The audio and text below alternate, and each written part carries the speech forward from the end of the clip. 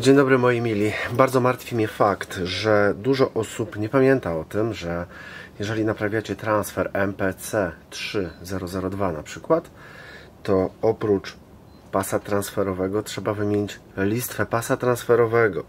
Ale słuchajcie, mało tego, sama listwa to nie wszystko. Pod tą białą szczotką jest jeszcze mydełko nawilżające i to mydełko należy wymieniać zawsze z listwą czyszczącą. Taśma transferowa 600 000, listwa i mydełko 300 000.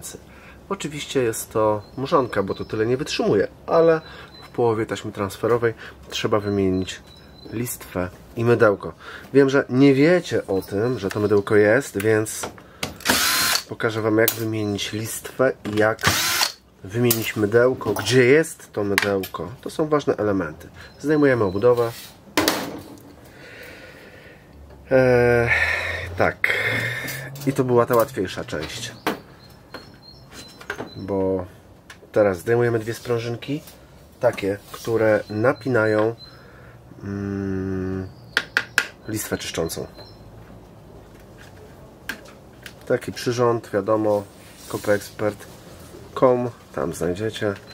Nazywa się to chyba przyrząd haczyk, czy jakoś tak. Zresztą link wrzucę w opisie. Zdjęte są sprężynki i tak naprawdę nic się jeszcze nie wydarzy, bo teraz trzeba z boku zdjąć kółeczka napędowe. No to zdejmijmy je.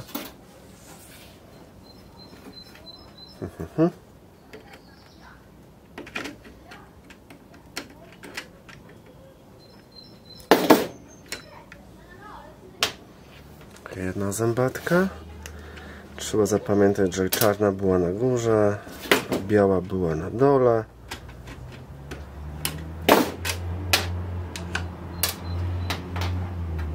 Takie coś trzeba zdjąć. Nie bójcie się tego, to po prostu trzeba rozkładać. Dopiero teraz jest dostęp do mocowania listwy czyszczącej.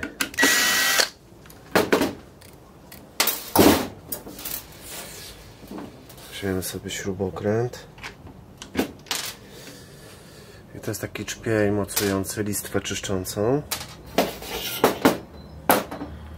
Z drugiej strony jest dokładnie to samo, tylko już nie ma zębatek. Jest taki czpień.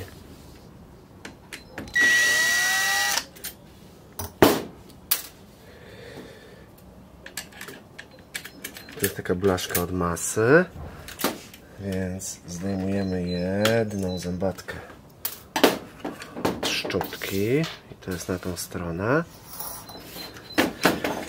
Wszystko jest bardzo proste. Przy okazji zobaczymy, czy mój mikrofon nagrywa jedną stronę, a potem, że nagrywa drugą stronę. Ciekawe, czy to działa. Żeby nam łatwiej było operować, możemy wyjąć szczotkę czyszczącą. Szczotki czyszczącej się nie wymienia, bo ona po prostu nie jest dostępna w żaden sposób. Zostawię, żeby było widać. Teraz dopiero możemy wypchnąć